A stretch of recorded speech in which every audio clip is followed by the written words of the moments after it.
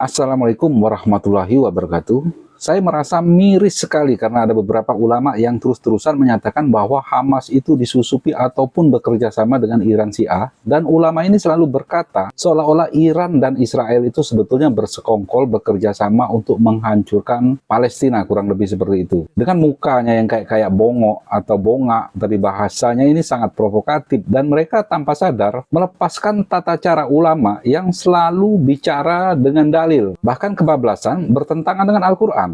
Tapi dalam hal ini dia ngotot, dalam konteks Hamas ini mereka tidak menggunakan dalil sama sekali. Ulama-ulama ini mirip sekali dengan kaum bumi datar. Kaum bumi datar yang muslim umumnya ngotot diberi contoh seperti ini, seperti itu. Mereka tidak percaya, lalu mereka katakan animasi misalnya. Ada yang sok-sok pintar dalam ilmu GPS mengatakan bahwa satelit itu tidak ada. Kita tahu koordinat itu karena dipasangi alat di setiap titik di bumi ini sehingga ada koordinat. Tetapi tidak pernah juga memberikan fakta di mana alat itu berada. Konyol kan? Atau diberikan foto bumi ataupun apapun itu yang cukup detail, jelas, lalu dikatakan selalu animasi. Tapi sedikit pun dia tidak bisa membuktikan bahwa bumi ini datar. Kalau bumi ini datar, seharusnya mereka patungan saja terbangkan roket misalnya dari kutub utara. Harusnya roket itu bisa melihat bahwa bagian bumi telah lewat atau habis. Karena bentuk bumi ini pipih atau datar bagi mereka. Tapi sampai sekarang, hal yang sederhana ini pun belum bisa dia buktikan. Mereka akhirnya tidak sadar bahwa yang dia omongkan itu hanya asumsi. Sedangkan orang lain memakai dalil dalam ilmu pengetahuan. Kembali lagi ke beberapa ulama yang mengatakan Hamas itu sama dengan Yahudi juga atau Syiah atau bersekongkol justru untuk menghancurkan Palestina. Mereka itu hanya berasumsi, mereka sangat menolak jika ada orang yang membantu atau menyukai Palestina. Selalu mereka akan mengatakan, oh enggak usah itu, karena sebetulnya Hamas itu juga Yahudi Syiah yang bersekongkol. Herannya, pada bagian ini mereka tidak menggunakan dalil. Padahal pada satu yang biasa-biasa saja, mereka menggunakan dalil. Contohnya, jika saya mengatakan bahwa Presiden Anu, pejabat Anu, sebetulnya dia sedang berkamuflase seolah-olah menjadi muslim dengan memberikan contoh video dia sedang sholat misalnya. Lalu segera kaum bumi datar ini menggunakan dalil, pada bagian ini memang benar bahwa tidak bisa kita menilai hati seseorang, kita harus melihat zohirnya atau faktanya saja. Penampakannya dia sholat, ya muslim. Nah, tapi giliran soal Hamas, dia tidak menggunakan dalil yang seperti itu. Sekarang pertanyaannya, jika Hamas bersekongkol, bekerja sama, misalnya mendapatkan senjata dari Iran, apakah itu dilarang? Kita turunkan lagi derajatnya. Jika Hamas bersekongkol dengan Rusia yang Kristen untuk menghancurkan Yahudi yang menjajah tanah Palestina, apakah itu dilarang dalam hukum agama? Banyak sekali kejadian-kejadian yang kontradiktif yang dikatakan oleh ulama tersebut, bahkan dipatahkan oleh dalil yang jelas. Contoh, Iran tidak terkoneksi dengan Bank Dunia, termasuk Kuba dan Korea Utara. Itu tidak cukup bagi mereka. Bukti ini tidak akan cukup bagi kaum yang seperti kaum bumi datar tadi. Pada tahun-tahun kemarin contohnya ada jenderal Israel dibunuh oleh spionase Iran. Ada pembalasan juga pada akhirnya oleh Israel membunuh jenderalnya Iran. Dengan semua macam-macam bukti itu tetap saja tidak membuat mereka bergeming dan tetap kekeh tanpa dalil, mengatakan bahwa Iran itu juga Hamas, juga Yahudi, dan lain-lain lah pokoknya. Dan semua bukti-bukti mereka sedang berperang, banyak yang mati dari kedua belah pihak, itu tidak berlaku juga bagi mereka. Jika ini skenario super tinggi sehingga sampai ke jenderal-jenderalnya pun tidak tahu, sampai ke prajurit-prajuritnya pun tidak tahu, mereka sedang dibodohi oleh aktor. Kan banyak jenderal prajuritnya yang mati antara kedua belah pihak. Bagi mereka, setahu mereka, mereka berjuang untuk ideologi masing-masing. Hamas berjuang untuk Palestina misalnya. Israel untuk ideologi dia sendiri. Begitupun Syiah. Tentu kan ini sudah di luar kuasa kita. Kalau di antara Israel dan Hamas ini hanya 3 orang yang hanya tahu, atau segelintir orang yang tahu bahwa mereka sedang bersekongkol, itu kan sudah terlepas dari kuasa kita. Pertanyaannya, dari mana ustaz-ustaz bonga ini sangat yakin tanpa dalil mengeluarkan fatwa di mana orang lain misalnya akan membantu Palestina, membantu rakyat Palestina, membatalkan, tidak jadi memberikan bantuan. Sedangkan banyak sekali yang sekarang urgent, butuh bantuan. Jadi kalau cuma asumsi, ulama-ulama ini yang bisa katakan, maka orang lain pun juga tidak salah. Jika berasumsi, justru mereka sendirilah dalang dari semua dalangnya. Aktor intelektualnya mereka lah Yahudi yang sebenar-benarnya. Bahkan ustaz yang ada video ini sudah lepas akal sehatnya, yaitu mempermasalahkan pemimpin Hamas ada di negara lain. Perasaan saya ya biasa saja seperti itu. Mereka orang yang penting, mereka pucuk pimpinan, mereka yang mengatur strategi, mereka yang bernegosiasi dengan kawan ataupun lawan. Makanya saya tadi bilang, ustaz ini kayak bongak, tapi luar biasa provokasinya. Bongaknya itu nggak ketolongan, kayak orang-orang yang nggak berpendidikan, maksa banget cari alasan. Sekarang kita tidak boleh gulu, fanatik buta seperti manusia-manusia bongak. Manusia-manusia seperti ini hanya tidak lebih dari seorang pendengar saja. Sekarang kita menggunakan dalil, yaitu kita gunakan kabar dari orang yang selalu ada di sana. Kalau berita-berita yang tidak cukup, yang memang bekerja di sana, berkecimpung di sana. Contohnya saudara Muhammad Hussein Gaza ini misalnya. Silahkan dengarkan pernyataan dia. Saya tidak ngotot bahwa saudara Hussein Gaza ini 100% benar. Dan juga coba Anda simak, mengapa berprasangka buruk ini sangat berbahaya sekali dalam Islam. Yang saya juga gunakan dalil Al-Quran. Coba Anda simak nanti videonya. Si Ismail Haniya itu, nanti tahu dia menyerukan jihad di Palestina dan rakyatnya mati dibantai. Dianya berada di mana? Di hotel bintang 5 di Qatar. Kurang ajar gak? Kurang ajar si Ismail Haniya. Rafidah. Ular. Mereka teriak-teriak jihad dan nyebarkan penderitaan rakyat Palestina dengan video-video yang ada nih untuk meraup keuntungan untuk mereka. Itu kan arahnya kan, ketika antum mengatakan bahwa Ismail Haniyah ini adalah Rafidah, Syiah Rafidah, artinya antum sedang memberikan narasi bahwa memang Hamas itu Syiah. Ya, karena itu pertanyaan yang banyak saya terima, bahwa Hamas itu Syiah karena dukungan dari Iran gitu kan. Bismillahirrahmanirrahim. Assalamualaikum warahmatullahi wabarakatuh. Alhamdulillah wassalatu wassalamu ala Rasulillah. Teman-teman, kembali lagi bersama saya Muhammad Hussein di Gaza, Palestina. Hari ke-9 sejak agresi Israel ke Gaza dimulai. Jumlah korban sudah mencapai 2.500 korban jiwa ya. Mayoritas sipil, wanita dan anak-anak. Sementara korban luka ini sudah tembus angka 10.000.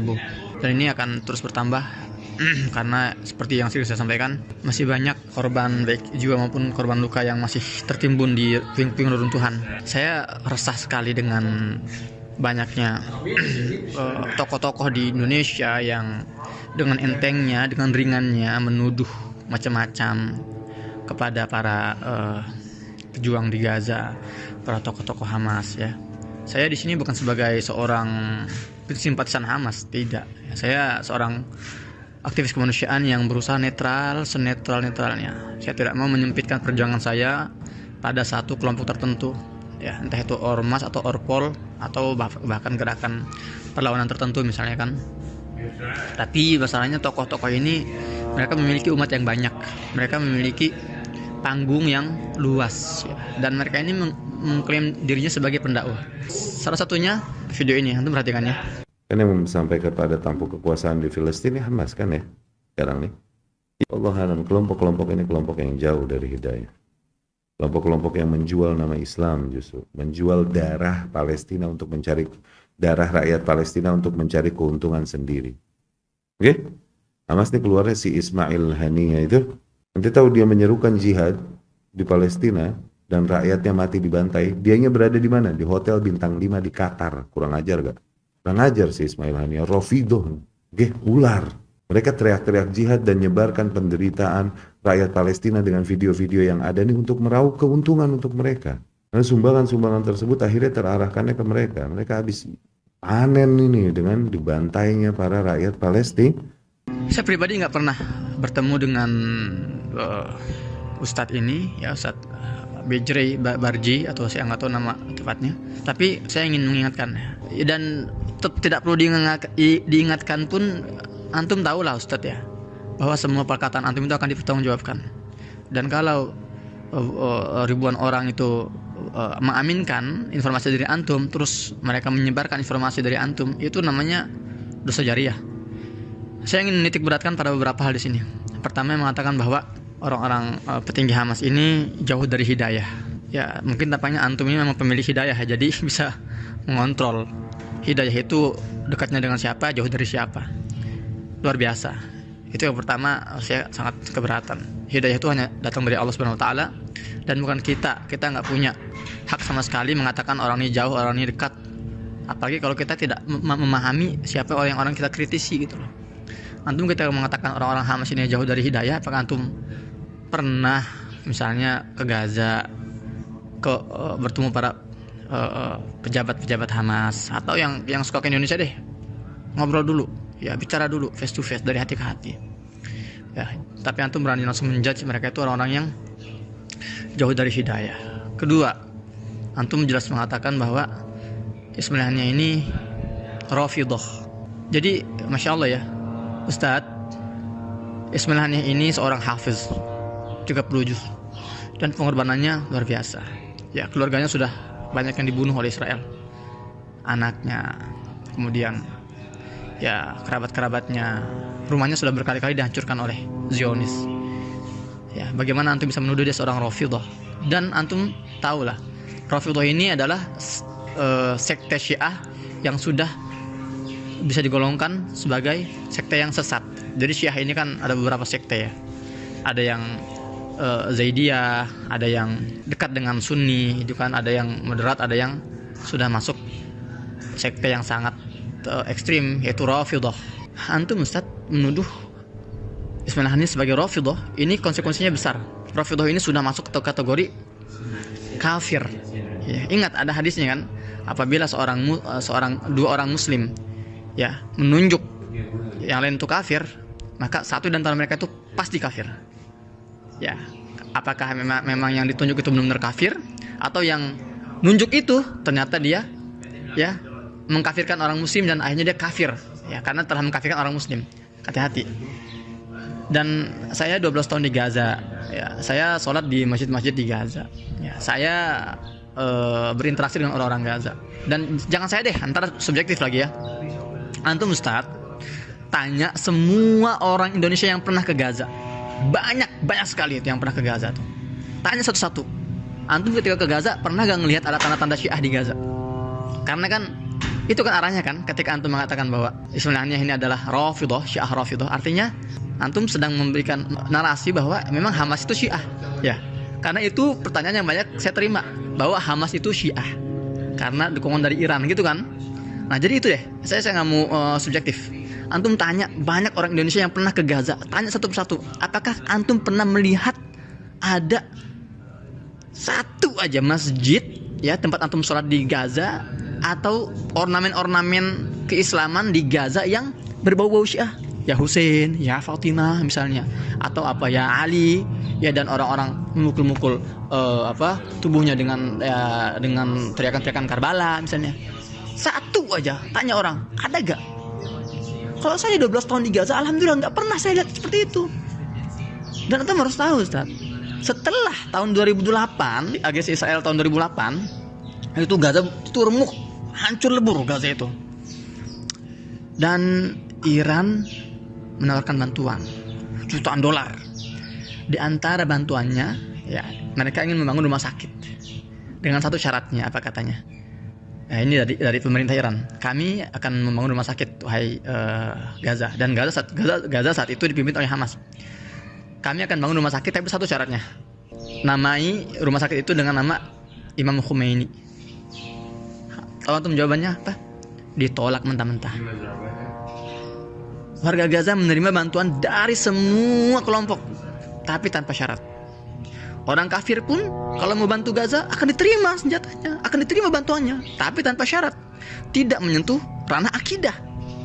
Jadi jangan sedangkal itu cara pemikirannya, bahwa semua yang menerima bantuan dari Iran berarti Syiah. Astagfirullahaladzim.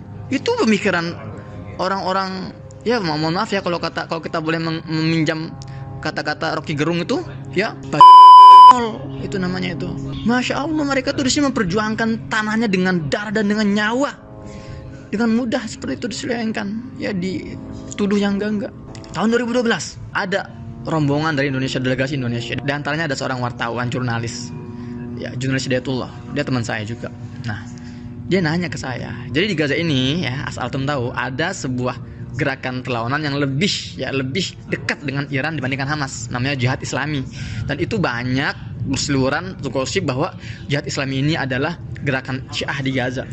Nah, wartawan, anak muda, jurnalis ini datang ke saya, nanya, Mas Hussein, benar gak sih bahwa jihad Islami ini afiliasinya ke Iran Syiah gitu ya? Apakah benar jihad Islami itu ideologinya atau akidahnya Syiah? Dan saya bukan tipe-tipe orang yang senang menjawab langsung ya secara subjektif, enggak. Saya bilang apa? Oke, kamu akan saya pertemukan langsung dengan juru bicara resmi jihad Islami, namanya Khalid Al-Batish. Seneng dia, saya bawa ke rumahnya karena saya punya akses ya ke beberapa petinggi-petinggi. Wawancaralah dia, si pemuda ini, jurnalis muda Indonesia ini dengan petinggi jihad Islami. To the point dia, apakah Anda ini Syiah karena Anda sangat dekat dengan Iran? Apa jawaban juru bicara jihad Islami ini? Dia bilang apa? Wahai saudaraku, kami ini Ahlus Sunnah wal Jamaah, mazhab kami Syafi'i. Jangan lupa, Imam Syafi'i itu lahir di Gaza, tempat kami. Dan kami itu Ahlus Sunnah. Nah, kalau masalah kita menerima bantuan dari Iran, jangankan orang Syiah, dari orang kafir pun kita akan terima bantuannya. Siapapun, latar belakangnya apapun latar belakangnya, ya, agamanya, etnisnya, rasnya, selama mereka mendekat dengan kami untuk membantu kami berjuang, membebaskan negara kami akan rangkul. Nah, dan siapapun, sekalipun itu umat muslim yang ngaku paling sunnah, umroh puluhan kali, haji ratusan kali, jenggotnya panjang, ya, jiratnya hitam, tapi kalau dia tidak membantu kami, enggan membantu kami, alergi dengan kami, dan tidak mau membantu kami memperjuangkan Palestina, ya kami nggak akan minta-minta mengemis-ngemis. Untuk apa? Kami nggak butuh orang seperti mereka. Itu kata juru bicara itu. Jadi patokannya bukan agama atau bukan akidah, enggak. Pokoknya siapa yang mau membantu membebaskan Palestina, kami akan rangkul, kami akan terima bantuannya, terlepas niatan mereka di belakangnya itu apa, agenda mereka itu apa. Tapi yang pasti ketika kami menerima bantuan itu tanpa persyaratan, itu tanpa kondisi. Pokoknya kalian membantu, kami terima, tapi jangan ada persyaratan apapun. Seperti itu. Dan terakhir, antum bilang bahwa Ismail Haniyah ini menyuruh warganya untuk jihad sementara dia di Qatar, ya, di hotel bintang 5. Antum ini nggak tahu bagaimana terancamnya Ismail Haniyah dan para petinggi-petinggi Gaza di Gaza. Di peperangan manapun, pertempuran manapun di dunia ini, panglima perang itu, raja itu di belakang, nggak di depan, di baris pertama. Kenapa? Karena kalau seorang raja itu tumbang, kalah, panglima kalah semua. Itu cara berpikirnya. Jadi para petinggi-petinggi Hamas itu mereka tinggal di Qatar itu bukan karena mereka ingin menghindar, takut dibunuh, bukan. Karena mereka mendapatkan fasilitas untuk keamanan lebih. Begitu. Kalau semuanya berada di Gaza, ya sudah. Gimana mereka koordinasi dengan dunia luar? Siapa yang akan bernegosiasi diplomasi dengan negara-negara yang pro terhadap Palestina? Siapa yang akan duduk dengan misalnya Erdogan, duduk dengan bin Salman? Siapa? ente mewakili orang Hamas? Ya, enggak gitu cara berpikirnya gitu loh. Jadi mereka bukan bersembunyi, tapi mereka mengontrol dari jarak jauh karena di Gaza ini nggak aman untuk mereka. Ya, dan mereka memiliki pengaruh. Mereka memiliki kemampuan untuk menjaga semangat ya, para pejuang di sini. Dan orang-orang Gaza nggak ada yang keberatan masalah itu. Seperti itu teman-teman. Dan ini juga ada kaitan dengan kenapa para pejuang Gaza ini dia ofensif kali ini. Ya, ada yang nanya, ada yang sering nanya, apakah ini adalah false flag? Itu sudah saya jelaskan. Nah, tapi ada yang nanya, ada yang gini seperti ini teorinya. Hamas gegabah karena nyerang duluan. Sekarang akhirnya resikonya atau dampaknya pembantaian besar-besaran. Ini ada kaitannya dengan poin kenapa para petinggi-petinggi Hamas itu ada di luar. Ya, itu akan saya bahas insyaallah di pertemuan selanjutnya. Ya, baik, demikian karena ini suaranya juga mengerikan sekali ini. Suara drone di atas langit dan mertua saya bilang masuk ke dalam, khawatir jadi target. Kita akan jumpa insyaallah di konten selanjutnya bersama saya Muhammad Hussein di Gaza Palestina. Assalamualaikum warahmatullahi wabarakatuh.